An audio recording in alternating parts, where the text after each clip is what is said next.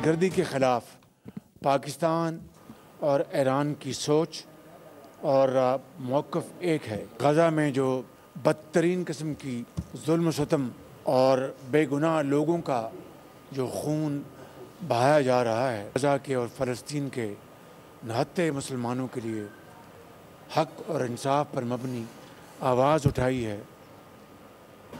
Iran के जौहरी programme की हिमायत करते हैं। पाकिस्तान ईरान के असूली मौक़िफ़ के साथ खड़ा है। मसूद पेज़ेश्कियान के साथ बाहमी ताल्लुकात के तमाम पहलुओं पर सिर हासिल गुफ्तगू हुई।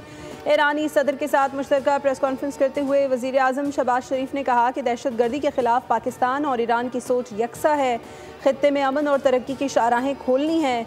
गज़ा में बेगुनाह लोगों का खून बहाया जा रहा है। गज़ा में हर लम्हा बेगुनाह बच्चों का कत्लेआम किया जा रहा है। मकबूजा कश्मीर की सूरत हाल भी गज़ा से मुख्तलिफ नहीं। ईरानी सदर मसूद पेज़ेश्कियान ने कहा, पाकिस्तान हमारा दूसरा घर है। इसराइली जारहियत के ख़िलाफ़ पाकिस्तान की हिमायत पर दिल से शुक्रगुजार हैं। अमन के लिए मुसलमान ममालिक को मुत्तहिद होना चाहिए।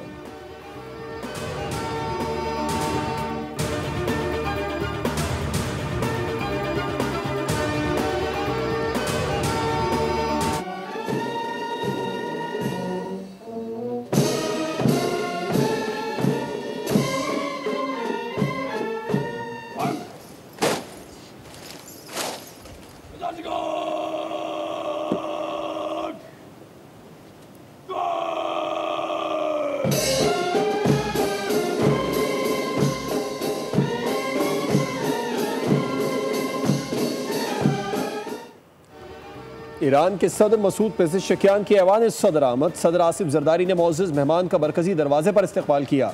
बच्चों की जानिब से ईरानी सदर को गुलदस्ते पेश किए गए। ईरानी सदर की सदर जरदारी से मुलाकात। पाक ईरान ताल्लुकात में वुसअत देने पर इत्तेफाक। सदर जरदारी की जानिब से मोअज़्ज़ज़ मेहमान के एजाज़ में अशाइया। इससे कबल मसूद पेज़ेश्कियान के वज़ीर आज़म हाउस आमद पर पुरतबाक इस्तकबाल किया गया। मुसल्लह अफ़वाज के चाकू चौबंद दस्ते ने मोअज़्ज़ज़ मेहमान को गार्ड ऑफ ऑनर पेश किया। दोनों मुल्कों के तराने बजाए गए। वज़ीर आज़म ने ईरानी सदर से काबीना मेंबरान का तारुफ करवाया। ईरानी सदर ने वज़ीर आज़म हाउस में पौधा भी लगाया।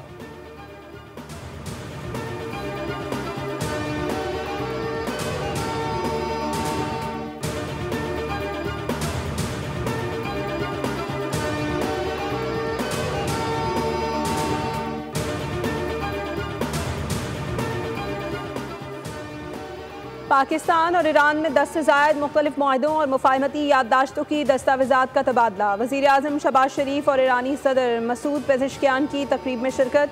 वफाकी वज़ीर IT शज़ा फ़ातिमा और ईरानी हम मनसब के दरमियान टेक्नोलॉजी ताउन। ईरानी वज़ीर तिजारत और पाकिस्तानी वज़ीर ख़ुराक के दरमियान तिजारती ताउन। वज़ीर ममलिकत बराए ख़जाना और रेलवे और ईरानी वज़ीर ख़ारजा के दरमियान मालियाती और रेलवे शराकत। वफाकी वज़ीर खालिद मक्सी और ईरानी सफ़ीर रज़ा अमीरी मुक़द्दम के दरमियान मुख्तलिफ समाजी और सकाफ़ती मुआहदे, जबकि सकाफ़ती रवाबित, मौसमियाती तब्दीली, बहरी अमूर, कानून व इंसाफ, दाखिला और फ़ज़ाए ख़िदमत के शोबों में मुतअद्दिद याददाश्तों का तबादला किया गया।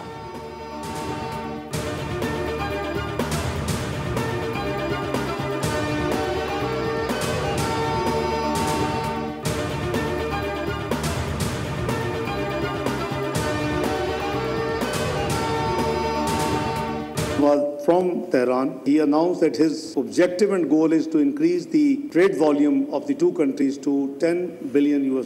We are committed to enhancing our trade relationship and partnership by promoting new avenues of collaboration. Iran and Pakistan are working together in ECO and SCO for economic cooperation. Pakistan economy has demonstrated continued improvement in fiscal year 2025. Islamabad में पाकिस्तान और Iran business forum का इनेकाद। नायब वज़ीर आज़म इसहाक डार कहते हैं, दोनों ममालिक मजहबी और सक़ाफ़ती रिश्ते में बंधे हैं। तिजारत और सरमायाकारी के फ़रोग़ के लिए कोशा हैं। दो तरफ़ा तिजारत के मौक़े से भरपूर इस्तिफ़ादा करना होगा। सरमायाकार आगे बढ़ें, इन मौक़े से फ़ायदा उठाएँ। ईरानी सदर मसूद पेज़ेश्कियान ने फोरम से ख़िताब में कहा, असर हाज़िर में उम्मत मुस्लिमा को इत्तेहाद की शदीद ज़रूरत है। पाकिस्तान के साथ अच्छे ताल्लुक़ात ईरान की ख़ारजा पॉलिसी का अहम हिस्सा हैं। पाकिस्तान के साथ रवाबित और मुफाहमती याददाश्तों को जल्द हतमी शक्ल दी जाएगी।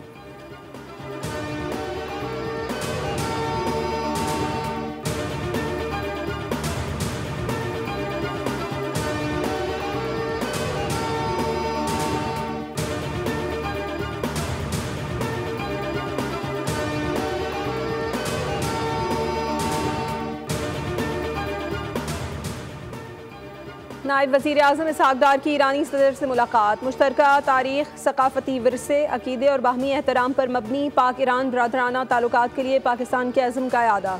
सदर पेज़ेश्कियान ने पाकिस्तान की हिमायत को सराहा। मुलाकात के बाद मीडिया से गुफ्तगू में नायब वज़ीर आज़म ने कहा, पाकिस्तान ईरान की हिमायत जारी रखेगा।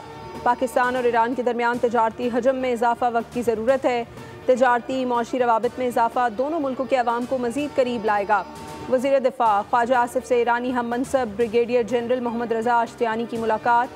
बाहमी दिलचस्पी के अमूर, इलाकाई सिक्योरिटी, इंसदाद दहशतगर्दी और दिफाई ताउन पर तफसीली तबादला ख्याल किया गया।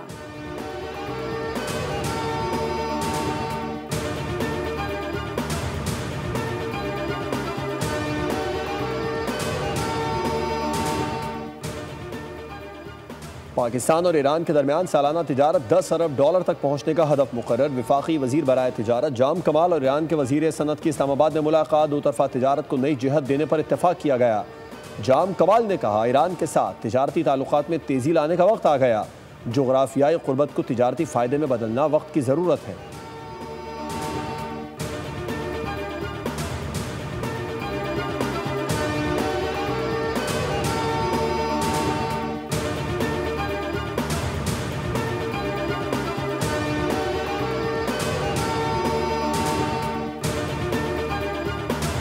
ऑपरेशन सिंदूर में मोदी की तारीखी शिकस्त के हक़ाइक़ मंजर आम पर आ गए। रफ़ेल की तबाही ने भारतीय दिफाई दावों का भांडा फोड़ दिया।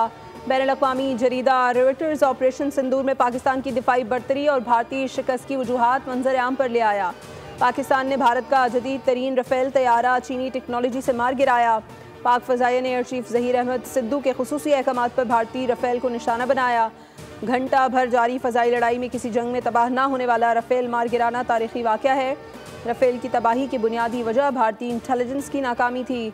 भारतीय इंटेलिजेंस ने मिसाइल की रेंज गलत अंदाज़ा लगाया, जिससे रफ़ेल पायलट्स को गलत फहमी हुई। पाकिस्तानी J-10C तैयारों ने चीनी PL-15 मिसाइल से 200 किलोमीटर से हमला किया।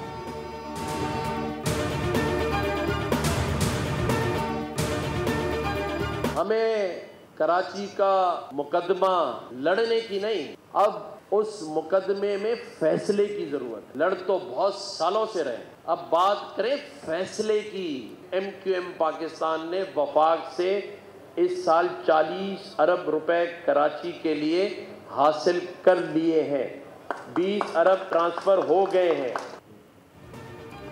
कराची की तरक्की के लिए विफाक से 40 अरब रुपए हासिल कर लिए, जिसमें से 20 अरब ट्रांसफर हो चुके। गवर्नर सिंध कामरान खान टेसूरी का दावा, कहा कराची का मुकदमा कई सालों से लड़ा जा रहा है, अब मुकदमा लड़ने की नहीं फैसले की ज़रूरत है। यहाँ सबने आकर कहा, माई कराची, मेरे शहर का ताजिर और सनतकार गैस, पानी, बिजली और अमन मांग रहा है, तो क्या गलत है।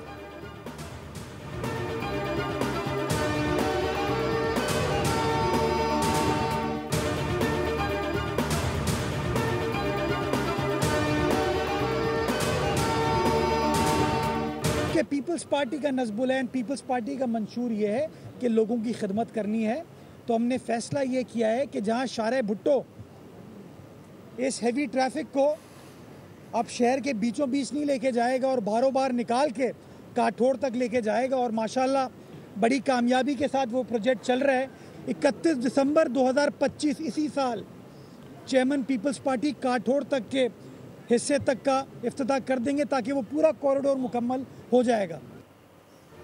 कराची में तरक्याती मंसूबे जारी हैं। आज वही KMC है, वही इख्तियारात हैं, लेकिन क़यादत पीपल्स पार्टी की है।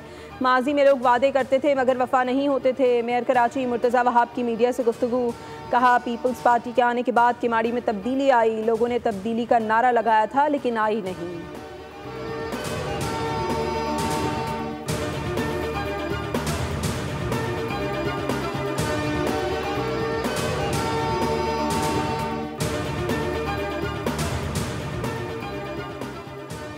हुकूमत ने तमाम शुगर मिलों के फुजले की कदर मकामी कोयले की तकरीबन बराबर कर दी है।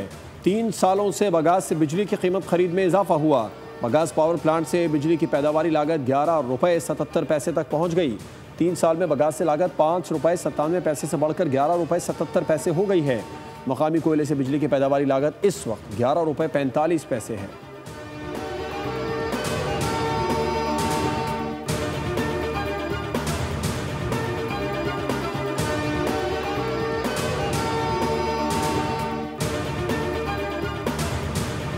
लाहौर के मुख्तलिफ इलाकों में तेज़ बारिश। अटक, हसन अब्दाल और गुजरावाला में भी बादल बरसे। महकमा मौसमियात की कल से मानसून के नए स्पेल की पेशगोई।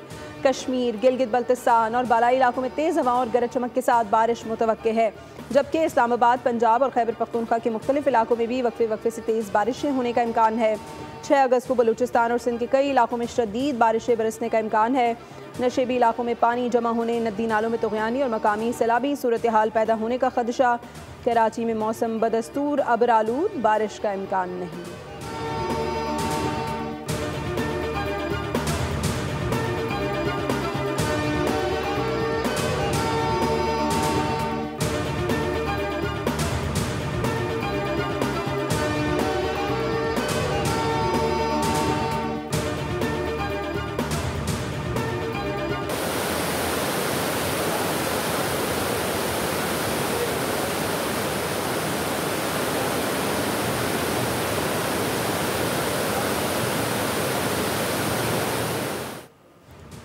तरबेला डैम के स्पिलवेज कल सुबह 6 बजे खोलने का फैसला।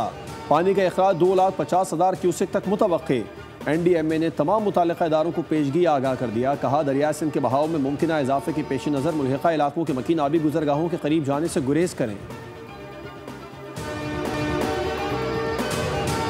दूसरा 14 अगस्त है। इस बार तो हमने भरपूर तरीके से इंडिया को जवाब भी दिया है, इसलिए देखें सारा कुछ मैं लेने आया हूँ।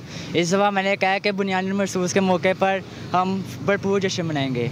मैं इधर अपने घर को सजाने के लिए झंडे और झंडियाँ खरीदने आया हूँ। 14 अगस्त को जोशो खरोश है, मनाएंगे पाकिस्तान जिंदाबाद। जज्बा इस बार बहुत अच्छा है और इंशाल्लाह अल्हम्दुलिल्लाह हम तो दुकानदार हैं, लेकिन हमारे पास अच्छी खासी वो है सेल का।